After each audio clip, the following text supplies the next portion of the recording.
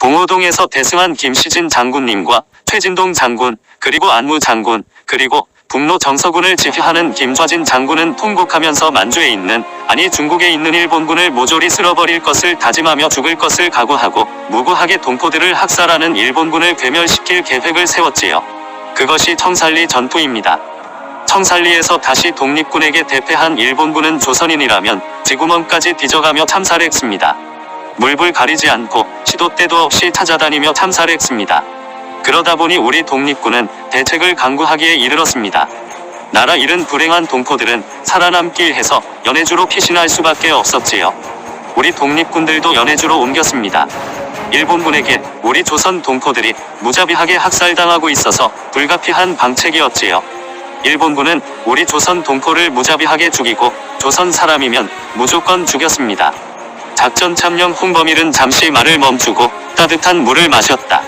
그리고 파란만장하기만 한 기억을 되살리며 잠시 후 다시 입을 열었다. 우리는 항상 사생결단이었고 그런 우리를 일본군은 여전히 깔보고 있었지요. 그 때문인지는 몰라도 우리는 거칠 것이 없었습니다. 당시 일본군은 하찮게 봤던 우리에게 무참히 봉오동에서 패하자 우리 독립군의 근거지라고 볼 수 있는 간도 지역의 주요 거점들을 공격할 계획을 세우고 있었지요. 이 사실을 김좌진 장군이 연길에 있는 일본 영사관을 침입하여 알게 되었는데 일본군은 자그마치 13사단과 14사단 그리고 21사단이 합동작전으로 우리를 말살하려고 작전 계획을 세운 것을 알게 되었습니다. 우리는 청살리의 백운평 계곡에 매복해 있다가 일본군이 진군하자 퇴로를 차단하고 세계사단 5만 명을 매복 기습 작전으로 공격하여 무려 3,300명이라는 일본군을 무찔렀습니다. 김시진 장군께서는 대한독립군이라는 독립군대를 거느리고 계셨고 그 당시는 조선 독립군 부대가 6개나 창설되어 나누어져 있는 상태였었는데 연합작전으로 10차례의 크고 작은 전투를 치렀습니다. 전투마다 모두 승리하였습니다. 그러자 격분한 일본군은 만만한 것이 조선 동포들이라 조선 동포들에게 보복하기에 이르렀고 만주에 거주하는 조선인은 모두 학살당하고 말았는데 그 학살당한 조선 백성의 숫자를 셀 수도 없었습니다. 그 만행이 바로 간도 참변입니다. 일본은 그뿐만이 아니라 중국 간도에서 떠나 연해주로 피신하여 살은 동포들까지 모두 학살했습니다.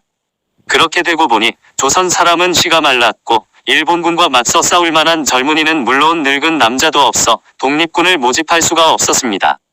실정이 그렇다 보니 막상 독립군이 모집됐다 해도 무기는 물론이고 먹을 음식, 입을 옷이 없어 군대를 꾸릴 수도 없거니와 싸울 만한 형편이 안 되었습니다.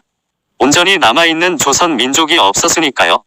조선 백성이 없으니 독립군을 모집할 길이 없고 물자를 구할 방법이 없으니 버틸 수가 없었지요.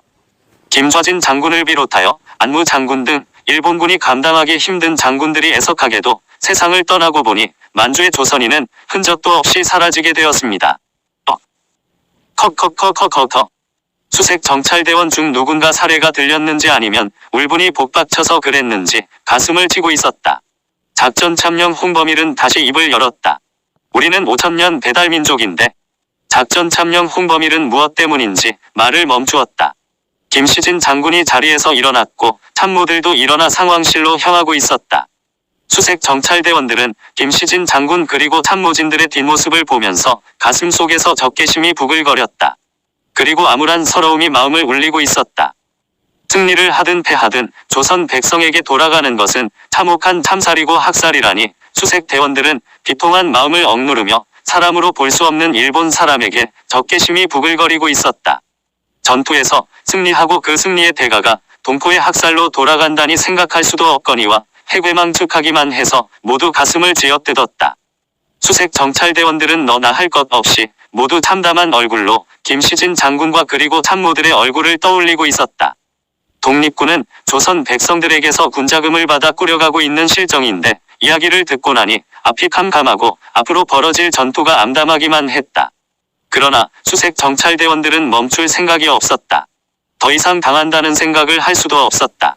근식 대장은 수색 정찰대원들과 작전 지역으로 떠났다. 창남이도 만식이도 따라 나섰다. 산과 들 그리고 마을 개울이며 계곡이며 수색 정찰대원들은 짐승들처럼 험준한 산악을 쑤시며 다니고 있었다. 청살리 전투 이후 만주에 더는 독립군이 존재하지 않다가 김시진 장군이 재창군하자 일본군은 머리를 싸매기 시작했다. 무엇보다도 상대가 김시진 장군이라는 것에 일본군으로서는 저승 같은 기분이 들지 않을 수 없었다. 20여 년 전 김시진 장군이 지휘하는 전투에서는 한 번도 이겨본 적이 없는 일본으로서는 긴장되지 않을 수 없었다.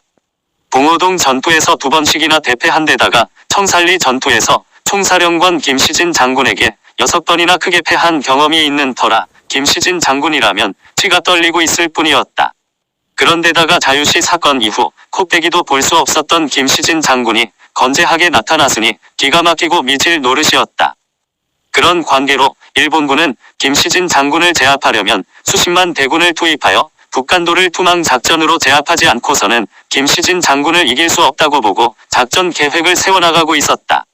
일본군은 러시아나 중국을 괴멸시키기보다 더 힘든 상대가 김시진 장군으로 보고 있기에 급기야 대대적인 병력을 투입하기로 했다. 그리고 무엇보다도 독립군과의 전투는 소득도 없는 데다 명예만 실추당하는 전투이다 보니 일본은 치를 떨고 있었고 김시진 장군과 맞서서 싸우려는 장군은 물론 인물이 없었다. 그러나 독립군과 전투를 하지 않고는 중국 본토 전체를 식민화하는 데에 막대한 지장을 초래하고 있는 데다 발 들여놓은 시베리아를 점령하는 데까지 지장을 받고 있어서 암적 존재인 김시진 장군을 제거하기로 단단히 계획을 세우고 있었다. 일본군들은 김시진 장군이라면 넌더리가 나고 치가 떨려서 견딜 수조차 없는 처지라 북간도로 집결하고 있었다. 그리고 이번에야말로 독립군은 물론 김시진 장군을 말살하고 말 것이라고 어금니가 다 달아빠지도록 갈고 있었다. 그리고 김시진 장군을 제압한 후에는 중국 본토는 물론 러시아 시베리아를 점령할 계획을 세워놓고 있었다. 일본군은 김시진 장군을 향해서 13사단, 14사단 그리고 난징과 북경 남중국에서 최소한의 병력만 남기고 모두 서간도를 관통하면서 북간도로 집결하고 있었다. 그리고 러시아 흑하 국경에서 러시아를 경계하고 있던 혼합 기계 부대까지 투입하고 있는 중이고 흑하에는 열차포와 국경 수비대만 남겨놓았다. 그리고 평양북도와 함경북도 일대에 있는 일본군들마저 북간도로 집결시키고 있었다. 어쨌든 일본은 동북아에 흩어져 있는 일본군들을 모두 북간도로 집결시키고 있었다. 그러다 보니 북간도는 일본군의 무게로 인해 가라앉을 지경이 되었다. 북간도에 집결한 일본군 병력은 무려 20만 명이 되고 있었다. 그리고 일본은 이참에 러시아가 깐족거리고 있는 사할린까지 넘보고 싶은 심산으로 일본 본토 방위군까지 북간도로 집결시켰다. 김시진 장군은 모든 정보를 입수하면서 열악하기 그지없는 독립군의 형편을 깊숙이 생각하고 있었다. 그러면서 사기를 잃지 않고 있는 독립군들과 근식 대장의 수색 정찰대에 기대하는 바가 크기만 했다.